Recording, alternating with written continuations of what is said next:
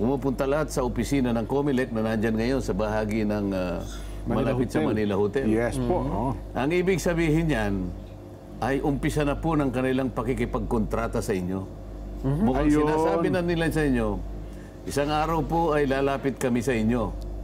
Sapagkat ito po ay simula na po ng aming kagustuhan kami po yung nakapaglingkod sa inyo. Bilang ganito at bilang ganyan. Ngayon, ang mga tao naman, dapat ihanda natin sila. Kung kayo po ay lahat pong lahat po ng pumunta na sa COMELEC ay naghain na po ng kanilang kontrata, ay kinakailangan po ay handa ninyo yung mga tao at sabihin nyo sa kanila, ano bang aasahan nila sa inyo? Di ba? Sapagkat yung tao naman, pagdating ng araw na pupunta sa inyo, lalapit kayo para sa ganoon, yung kanilang hinihingi na kapangyarihan mula sa inyo ay maibigay ninyo. Ngayon, ang mamamayan dapat nakahanda. Mga kababayan, kinakailangan po ikilatisin po ninyo. Kontrata po ito maliwanag Kayo po ang may kapangyarihan ngayon ng kanilang pinakikiusap na kapangyarihan, kayo lang po pwedeng magbigay. Wala pong iba. Yung pong kanilang hinihingi na posisyon para makapaglingkod ay hindi mangyayari kapag hindi niyo sila ibinoto. Yun ang importansya nito. Ngayon, ano pong inaasahan natin sa kanila para iboto natin sila? Sila ba ay nakahanda na babalikan kayo? Para yung inihingi nilang kapangyarihan, tototohanin nila, na gagawin nila. Kinakailangang malaman nila. Ay, siguro po, pag-usapan natin. Magkaroon po kayo ng pag-aanalisa. Sa maraming paraan po kasi, at sa maraming pagkakataon, kayo po'y bumoto na sa maraming panahon. Nasino na po ba ninyo? Lalong-lalo na po yung ilang beses na pong pumunta sa inyo para humingi po ng kapangyarihan. Nako. Na kanilang ibabalik sa inyo para kayo pagsilbihan. Kailangan po, meron po kayong pangtala siguro, Marunong na po kayong magsulat, Halimbawa, ito kasi po, lahat po naghain na ng COC, ililista po nyo sa papel nyo. Ito pala, tsaka ito. Ano kaya ang ginawa nito? Ito kaya ilang beses na bang bumalik sa akin ito? Ilang beses na bang humingi ng kontrata? Nako. Yung pong public service, kontrata po yan. Kontrata sa taong bayan yan. Kontrata sa taong bayan na ikaw, kapag ikaw ay nabigyan ng kapangyarihan, isusulit mo sa tao yun. Kontrata ito. Mabigat ito Ay palagi nilang sinasabi. Public office is a public trust. Di ba? Kailangan pagtiwalaan nyo siya. Ngayon, kilatisin po ninyo. May karapatan po kayong kilatisin. Kasi hindi po magtatagumpay, hindi mangyayari yung hinahangad niya na kayo po'y paglingkuran niya hanggat hindi siya binibigyan ng boto. Kayo lang po ang makapagbibigay noon.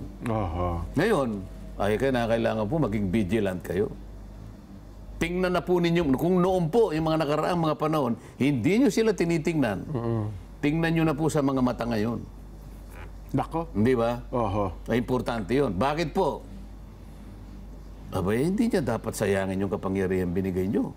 Ibabalik niya po yan. Kapag binalik niya yan, doon lamang po tutugma yung kontratang pinirmahan niya sa inyo. Sa matagal na panahon kong, ang iba kasi dyan, kilala ko naman yung artista ako, tagahanga ako yan Magaling ako magta-tumbling-tumbling At saka, sikat ang pangalan ko. Sikat ang pangalan ko Hindi naman nakasulat yun sa kontrata ang problema kong yun hindi naman sinabi doon sa kontrata, tatamblingan ko na lang po kayo. Naku po. Lalong-lalo na kung may dala-dala pong, alam na, wag po, hindi po yun. Hindi po yun ang basyan. Kailangan po masino ninyo. Ito talaga bang babalik na ito Ito nakabalik na sa akin ito Ba't ba nakalimutan kong kilatisin ito? Ngayon po kilatisin nyo na. Nako. Ang iba nga dyan, sabi ko kahapon ko, 17 taon na po sa Senado. Pabalik-balik lang. Pabalik-balik na po at... Ako, wala akong sinasabi Senado dyan. Ako sinasabi ko yung mga Kahit saan. posisyon. Hindi ako sa Senado ko, tukuyin ko na. Ako, lalakasan ko ng loob ko dito. Sa bagay. Lalakasan Kasi ko na. mas kitang-kita mo, no? Kasi Kitang-kita eh. Oo. 24 lang yun, nakadaling bilangin eh. Kung susumahin ko sa ano ko. At makikita mo kung gumagalaw eh, no? Yun na nga. Halimbawa, Opo. kasi karapatan naman talaga nung ano. Ako bilang isang butante, karapatan ko rin po yan. Karapatan ng butante. Mawalang galang na po sa inyo, senador ka mo? Oo. Ano ba, senador? Senador po. oo. Mawalang galang na po sa inyo, senador. Ilang ulit na po ba kayong nakabalik? 17 taon po, sabi niya ngayon. Bakit parang wala po akong naramdaman naman na nagawa ninyo? Kasi po, pasensya na po kayo, pero nung kayo po yung unang lumapit sa akin, 25 years old lang ako eh. Opo. Ngayon po, 50 years old na ako eh. Bakit po walang nangyari sa buhay ko? Oho. Kasi pwede mo naman tanungin eh. Opo. Hindi ba? Kasi kahit papaano may nangyari dapat eh. Totoo po. Hindi po ako yung nakagawa po ng ganito. Oo nga po, palagay na nating nakagawa kayo. Oho. Pero mukhang walang nangyari eh. Kasi, andito pa, titingnan po niyo yung pitaka ko. Hindi, Ito pong pitakang ito, hindi po niyo na itatanong. Hindi ko po napapalitan ito eh. Yun pa rin. Tingnan niyo, parang bago pa. Hindi kasi yung sabi ata ko, Hindi po nalalagyan ng laman ito eh. Slightly used. parang hindi ko man lang po kayo narinig sa hearing ng Senado. Ano? Kasi pwedeng i-analisa. Opo. Pwedeng ngayong... Naggagraduhan ko di ba? Sa pwede klase. mong graduhin ngayon. Yes. Pwede po kayong mag-assess. I-evaluate po ninyo. Kasi po matibay po yung kontratang pipirmahan ninyo. Oho. Nagsimula po siya, nag-file siya ng COC. Opo. Nandito po ako ngayon, mga kababayan. Nakahanda po uli akong maglingkod sa inyo. Oho. Isang araw pupunta po ako sa inyo, ihingi po. Hindi mangyayari yung kontrata pag hindi kayo pumirma. Ang pagpirma niyo po yung pagbibigay ng boto. Pagboto. Sa mga tweet, dalawa po kayong Ah. nagpakasangkapan sa kontrata na yan. Iyang kontrata pong yan, banal po yan. Opo. Huwag po niyong bibiruin yan. Sagrado yan. Kasi ang pagboto, Sagrado yan. sagrado po eh. Oho. Eh kung yung mga nahalal na, pwede mong i-assess di ba? Yung performance, kasi makikita mo, ito walang ginawa, ito may ginawa. Paano yung mga bago na sasabak na, ang pangako puro magaganda eh. Wala namang nagsabing, pag naupo ako, wala akong gagawin. Gagawa ako ng masama. Wala naman po ganun. Hindi, meron kasing tao naman na, baka nga ito kahit bagito, tataya muna ako dito dahil dito 3 beses na pumunta sa akin. Ito walang nangyari eh. Subukan ko naman ito. Ganun yung nangyayaring gano'n. Hindi ko naman siya masisisi. Oo nga. Kung halimbawa, tataya siya dito kahit na bago,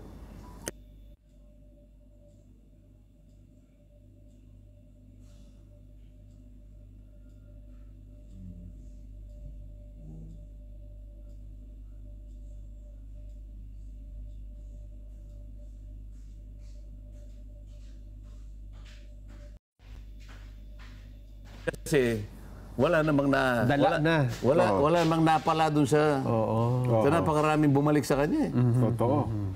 Bakit sabi, tanong-tanong nga sa kanila, bakit hindi man lamang kayo makapagtanong sa hearing?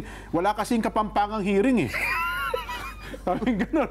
Sabi naman ng isa, nung mula nung maging senador po kayo na po pinakamayaman na tao sa Pilipinas at ngayon po, nadoble ang yaman ninyo. Ang sinasabi mo yung manifestasyon nung kanyang ginaganap na tungkulin. Wala pa, ang sinasabi ko, yung serbisyong dapat na napunta sa akin. Sana po, sa taong bayan. Iba yung makita mo man lang kanya. Ayun, Maaring masaya na siya dun eh. Kasi yung manifestasyon ng kakayahan na maaring tumindig, nakita mo na eh. Pero sa kabila noon, hindi pa sapat yun eh. Yung pinaka-ultimate kasi na metric, na parametro ay yung nakita niya, nagbago ang aking buhay. Ang problema, nakikita namin nagbabago, nadodoble ang yaman, bilyong dolyar na po, sila lang eh. Pero yung taong bayan kong wala, talagang, ayun ang manifestasyon sa amin. Hindi ba yung nauna sa iyo, yung tatay mo? Yun na nga pareho po. kayo ng apelyido eh. Pang ano ka na, apo na po ako. Yun. Ito yung nilalatag natin. Sana tayo ay naniniwala din na sana makapagbukas ng isip sa ating mga mamamayan na sa malaot madali ay boboto po kayo. Kayo po ikakasangkapanin ng ating gobyerno para sa ganun po ay yung kahayagan ng demokrasya ay manatili sa atin. Kailangan po kasi merong maglilingkod sa inyo eh. Pero kailangan mag-iingat na po kayo. Oho. Minsan lang po inyong ibibigay yan at maghihintay na naman pa kayo ng ilang taon. Sa senador po, 6 na taon ko nga. 6 na taon ng 6 taon po yan. Di ba? Ayan. Oh. Eh, yun yung kontrata at kasunduan na yan, 6 na taon.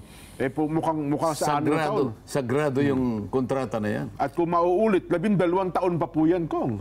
Di ba? Ay, di ba iba? 3 ulit na. Oh, yun na nga. 18. Yung 18 taon na yon, Oho. may maikukwento ka ba sa akin? Eh, ang Na iba mabuti. ang iba nga dyan, kung susumahin mo yung pamilya na lang po, huwag ng individual. Baka lang magpas na ng 20 taon. Pag sinama mo po yung buong pamilya na nasa Senado. Palitan. Di ba? Eh, yun na nga. Higit pa sa 20 taon siguro. Oh. So, yun ang ating gustong iparating sa ating mga kababayan. Sana makapagbukas ng kaisipan sa kahalagahan po nung boto.